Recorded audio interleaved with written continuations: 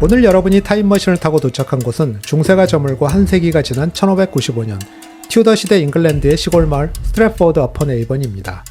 도착하자마자 그을음 냄새가 코를 찌르고 검게 탄 목재와 불에 탄 집기들이 널려 있습니다. 마을 중심으로 들어가자 집의 절반이 통째로 무너진 골목이 나타납니다. 전쟁이라도 벌어진 걸까요? 아닙니다. 이건 집 자체의 문제, 바로 튜더식 주택과 굴뚝이 부른 참사였습니다. 한 채에서 시작된 화재는 좁은 골목을 두고 서로 맞닿아 있는 지붕을 타고 순식간에 퍼져나갔습니다. 이게 처음도 아닙니다. 바로 전해에도 마을 반대편에서 똑같은 화재가 발생해 마을의 다른 반쪽이 타버렸다고 합니다. 도대체 왜 이런 참사가 반복되었을까요? 문제는 굴뚝이었습니다. 여러분이 보고 있는 집은 오늘날 영국의 전통 주택을 떠올릴 때 가장 먼저 연상되는 하프 팀벌드 구조입니다. 보기에는 아늑하고 따뜻해 보이지만 당시에는 오히려 재앙에 가까웠습니다. 중세까지 잉글랜드의 일반적인 농가는 이 그림에서 보시는 것처럼 구분이 거의 없는 하나의 공간에 가족과 가축이 함께 생활하는 단순한 구조였고, 집 한가운데 화덕을 겸한 난로가 있었습니다. 연기는 지붕 가운데 뚫린 작은 구멍을 통해 배출됐습니다. 전쟁과 기근, 전염병으로 고통받던 중세가 저물자 사람들은 침략에 대비한 성곽의 불편한 삶에서 벗어나 보다 쾌적한 생활을 꿈꾸며 더 나은 주택을 고민하기 시작했습니다. 그때 인기를 끌기 시작한 것이 바로 하프 팀벌드였습니다. 가볍고 값싼 목재로 집에 프레임을 세운 뒤 그 사이를 진흙, 회반죽, 집 등을 섞은 충전재로 메워 올리는 방식이죠. 이런 방식은 더 크고 여러 개의 방을 갖춘 집을 더 빠르고 저렴하게 지을 수 있었기 때문에 농민과 중산층, 심지어 상류층까지 빠르게 확산되었습니다. 또한 이 시기에는 벽돌도 점차 보급됩니다.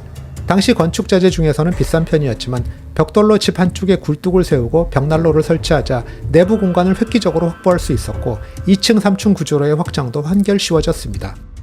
그러나 문제는 그때 굴뚝을 어떻게 지어야 되는지에 대한 기술이 확립되지 않았다는 점입니다.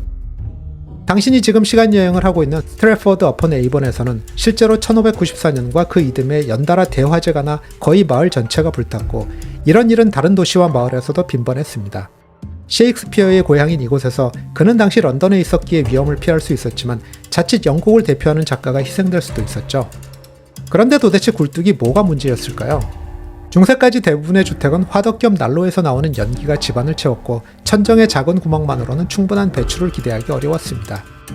튜더 시대에 널리 보급된 굴뚝은 그야말로 혁신적인 아이디어였고 모두가 굴뚝을 원했습니다. 문제는 시공이었습니다. 굴뚝은 대개 목재나 흙벽에 비해 내열성이 강한 벽돌로 쌓았지만 목재 프레임이 내부로 노출되거나 벽돌 대신 회반죽과 짚을 섞어 성급히 만들기도 했습니다. 굴뚝 내부의 열기가 제대로 빠져나가지 못하면 주택의 목재 프레임에 불이 옮겨붙기 쉬웠고, 이렇게 붙은 불은 가족이 잠든 사이 집 전체로 순식간에 번져나갔습니다. 또한 비교적 평화로웠던 튜더 시대에는 도시와 마을의 인구가 빠르게 늘어 집들이 거리에 연속해서 거의 붙어 있었습니다. 한 집에서 화재가 발생하면 초가 지붕을 타고 옆집으로 옮겨가는 데는 시간이 별로 걸리지 않았습니다. 당시 유행하던 가분 수형 캔틸레버 구조는 지붕과 지붕이 거의 맞닿게 만들어 불길이 번지는 다리 역할을 했습니다. 소방 시스템이나 상수도가 없던 시절 이런 화재는 치명적이었고 한 블록, 최악의 경우 마을 중심부 전체가 불길에 휩싸이기도 했습니다. 화재가 나면 벽돌로 높이 올린 굴뚝 구조물이 견디지 못하고 무너지는 일도 잦았습니다. 당시 벽돌의 내열성은 그리 높지 않아 내부에서 불길이 치솟으면 벽돌은 폭열로 깨지고 떨어지기 쉬웠습니다. 지붕에서부터 무너져 내리는 벽돌 더미는 미처 탈출하지 못한 사람들을 덮치는 일도 많았는데요. 그래서 화재 자체보다 주택의 붕괴가 더 큰 인명피해를 내곤 했습니다. 실제로 1518년 켄트주 윙엄에서는 무너진 벽돌 굴뚝이 불을 끄던 사람들을 덮쳐 여러 사람이 숨졌다는 기록이 전합니다. 굴뚝의 또 다른 문제는 불완전한 설계였습니다. 많은 집들이 벽난로 크기에 비해 충분한 굴뚝의 넓이를 확보하지 못해 연기와 열기가 내부에 계속 쌓였는데, 이는 결국 연기와 유독물질을 집안으로 역류시키고 화재를 발생시키는 원인이 되었습니다.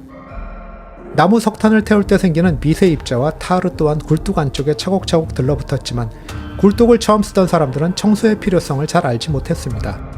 재와 먼지가 섞여 두터워진 타르는 굴뚝을 점점 좁게 만들어 연기와 유해가스가 실내로 역류하게 했고, 배출되지 못해 집안에 쌓인 일산화탄소로 인해 온 가족이 아침에 일어나지 못하기도 했습니다. 이렇게 쌓인 타르는 작은 불씨에도 쉽게 발화해 굴뚝 화재를 일으켰습니다. 뒤늦게 도시당국은 굴뚝 청소를 의무화하는 규정을 마련했지만 같은 문제는 수백 년 동안 되풀이되었습니다. 불타버린 마을을 뒤로하고 당신은 런던 시내로 들어섭니다. 16세기 내내 사람과 일거리가 몰려들며 런던 인구는 1550년대 10만 명을 넘어 1600년 무렵 20만 명 안팎으로 치솟습니다. 도시는 성벽 밖으로 퍼져나갔고 점점 과밀해지는 도시는 새로운 위험에 직면합니다. 이러한 도시의 팽창을 가능하게 한 연료가 바로 석탄이었습니다. 중세 말까지 가정의 주된 연료는 장작이었지만 튜더기에 접어들며 과도한 벌채로 숲이 줄고 나무값이 오르자 석탄이 새로운 선택지로 급부상합니다. 1580년대 이후 영국 북동부와 스코틀랜드에서 캐낸 석탄이 해상 운송으로 템스강과 항구를 통해 런던에 대량 유입되면서 석탄은 점차 가정상업용 표준 연료로 자리 잡습니다. 석탄은 장작이나 숯에 비해 열량이 높고 오래 타며 적재 보관 수송에도 유리했습니다. 그러나 이 편리함의 대가도 작지 않았습니다. 당시 석탄은 유황 성분이 높아 연소시 이산화황, 질소산화물, 그을음, 미세입자를 대량 배출했습니다. 바람이 잦아든 날이면 연무가 골목 위로 내려앉아 기침, 눈 따가움, 흉부 압박을 호소하는 이들이 늘었죠. 1661년 존 이블린이 국왕 찰스 2세에게 보낸 글에서 석탄 연기가 언제나 런던을 둘러싸고 폐와 정신을 질식시킨다라고 쓰고 있습니다. 거리는 연기와 검댕으로 뒤덮였지만 집안의 상황은 더 심각했습니다. 벽난로의 석탄에서 나온 미세한 분지는 벽, 천정, 가구, 직물에 스며들며 온 집안을 돌았습니다. 환기가 충분치 않은 좁은 방에서는 연소 과정에서 생긴 초미세먼지와 황질소 화합물 등이 축적돼 호흡기를 자극했고 그 결과 만성기침, 기관지염, 두통, 눈과 피부의 따가움, 가려움증을 호소하는 사람들이 많았습니다. 특히 어린이 노약자나 기저질환이 있는 사람들은 증상이 악화하기 쉬웠죠. 겨울에는 문풍지로 틈을 막고 창을 닫고 지냈기 때문에 상황은 더 심각해졌습니다. 16에서 17세기 런던의 주간 사망 집계인 빌스 오브 모탈리티에 따르면 당시 사망 원인으로 폐결핵, 호흡곤란, 기관지 등 호흡기성 질환이 큰 비중을 차지한다는 것을 알 수 있습니다. 또한 이렇게 석탄에 의지해 살아가는 구조에서 뉴캐슬 석탄 운반선은 사실상 런던의 생명줄이나 다름없었는데 내전 또는 전쟁으로 북동부 해상로가 막힐 때마다 런던은 심각한 연료난에 시달렸고 혹한의 겨울을 힘겹게 버텨야 했습니다. 튜더 시대 런던의 거리는 중세성보다도 열악했습니다. 도시골목엔 개울과 도랑이 하수 역할을 했지만 날이 갈수록 과밀해져가는 거리에는 오수와 쓰레기가 쌓였습니다. 밤마다 오물을 치우는 공파머가 있었지만 그들의 일은 냄새 때문에 밤에만 허용되었고 비가 오면 하수는 집안으로 역류하기 일쑤였습니다. 오늘의 눈으로 보면 이는 수인성 전염의 완벽한 조건이었습니다. 런던의 거리를 걷다가 지친 당신은 당시 여관인 에일하우스에 들렀으나 일자리를 찾아 도시로 유입된 사람들로 붐비는 이곳, 어디에도 빈방이 없습니다. 결국 어느 친절한 여관 주인이 한숨을 쉬고는 거리에서 자는 것은 위험하다며 자신이 살고 있는 집으로 당신을 안내합니다. 어두운 골목 끝에 위치한 평범한 도시인의 주택, 당신은 문을 열고 들어섭니다. 양의 기름으로 만든 초인 탈로 캔들이 희미한 붉은 빛을 던지고 있었고 집안 공기는 따스했지만 탈로 캔들에서 나오는 그을음과 악취가 심해 벌써 속이 메스꺼워집니다. 하지만 이것은 아주 작은 문제에 불과했습니다. 바닥은 러쉬라고 부르는 갈대와 부들로 덮여있고 허브가 뿌려져 있어 향기가 납니다. 하지만 이 러쉬는 심각한 건강 문제를 야기했습니다. 사용하면서 얇아진 러쉬 위로 매년 새로운 러쉬를 보충했고 때로는 위층을 걷어내고 새로 깔기도 했지만 아래층의 러쉬는 켜켜이 오랫동안 교체 없이 그냥 사용했습니다. 그리고 이 아래층 러쉬 속에는 가래, 토사물, 술이나 각종 음식물, 개와 사람의 배설물 같은 것들이 수년, 심지어 수십 년을 두고 쌓였습니다. 네덜란드의 인문주의자 에라스무스는 영국의 집을 방문한 뒤 바닥은 러쉬로 덮여 있지만 아래층은 20년이나 갈아엎지 않아 온갖 오물로 가득하다고 말했다고 전해집니다. 다만 이 대목은 에라스무스의 직접 기록으로 확인되지는 않고 그가 영국 케임브리지를 방문한 뒤 했다는 말을 후대 사가들이 전한 것입니다. 중요한 점은 당시 영국 가정의 러쉬 바닥이 동시대인들조차 놀랄 만큼 비위생적이었다는 사실입니다. 이런 환경에서 작은 상처도 치명적이 될 수 있었습니다. 나무를 다듬다 베인 손, 시장통에서 넘어진 무릎, 그 자체로는 사소해 보여도 도시에 오염된 도랑이나 가정의 러쉬를 통해 상처 감염이 쉽게 일어났고 며칠에서 수주 뒤에 사망하는 사례가 검시 기록에 반복 등장합니다. 옥스퍼드의 스티븐 건이 분석한 튜더기 검시 조서에는 팔다리나 옆구리의 상처로 숨졌다는 보고가 많이 등장합니다. 그 시대엔 세균이나 폐혈증의 원인을 알지 못했고 그저 불운한 사고 또는 신의 징벌이라고만 여겼습니다. 출산은 더 위험했습니다. 산모의 자궁 내막과 산도에는 넓은 상처면이 생기고 손, 도구, 침구, 바닥에서 온 세균이 들어가면 감염성 산후합병증으로 이어졌습니다. 현대적 통계는 아니지만 영국의 전 근대기 자료를 종합하면 출생아 100명당 약 두세 번꼴로 산모가 사망했고 결혼한 여성 18명 중 1명이 평생 동안 출산으로 인해 사망한 것으로 추정됩니다. 이때 사람들은 미아즈마, 즉 악한 기운이나 나쁜 공기를 탓했지만 우리가 아는 원인은 주로 감염이었습니다. 당시 잉글랜드의 이런 주거 환경은 감염성 질환이 퍼지기 더없이 좋은 조건이었습니다. 이질과 장티푸스 같은 수인성 전염병은 오염된 식수와 손에서 손으로 옮겨졌습니다. 16세기 기록을 보면 런던에서는 플럭스라 불린 설사병이 아이들과 노약자를 집중적으로 덮쳤고 한 번 걸리면 열과 탈수로 빠르게 사망에 이르렀습니다. 당시 사람들은 나쁜 공기가 원인이라고 믿었고 민트, 로즈메리 같은 허브 향을 태워 방안을 정화하려고 한 것이 유일한 대책이었습니다. 물론 효과는 없었습니다. 장티푸스는 당시 게얼 피버라고 불렸는데 감옥처럼 밀폐되고 비위생적인 환경에서 주로 발생했기 때문입니다.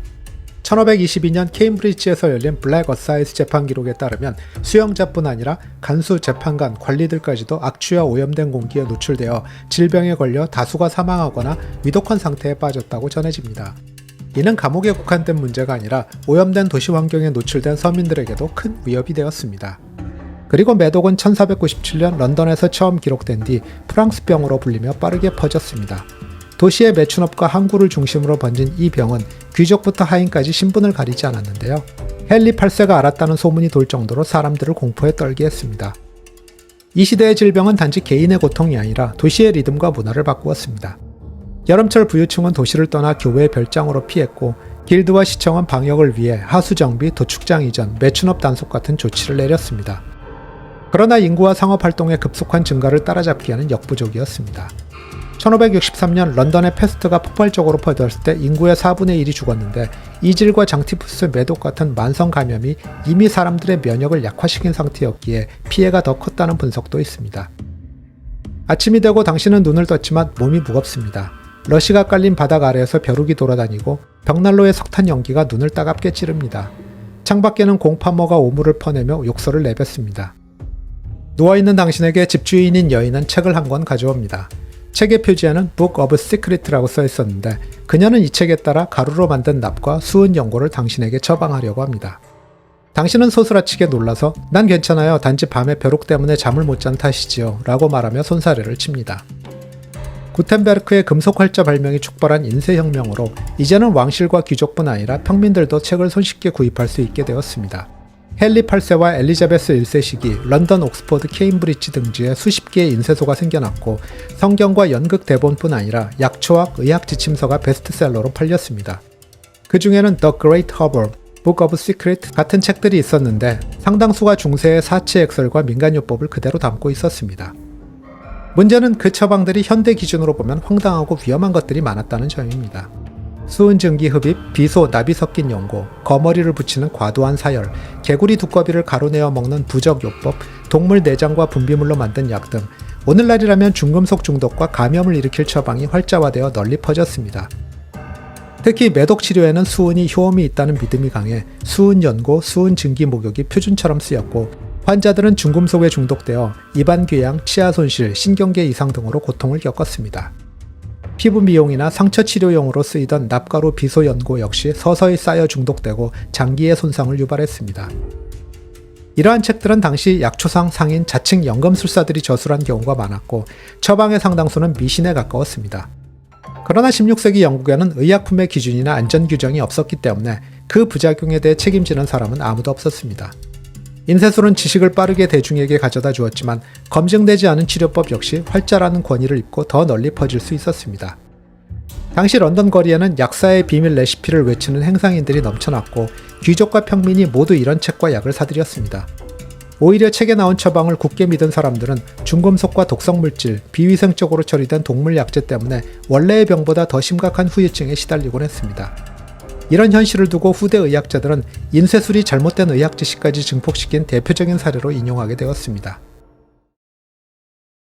당신은 며칠간의 튜더 시대 여행을 마치고 돌아오는 타임머신에 오릅니다.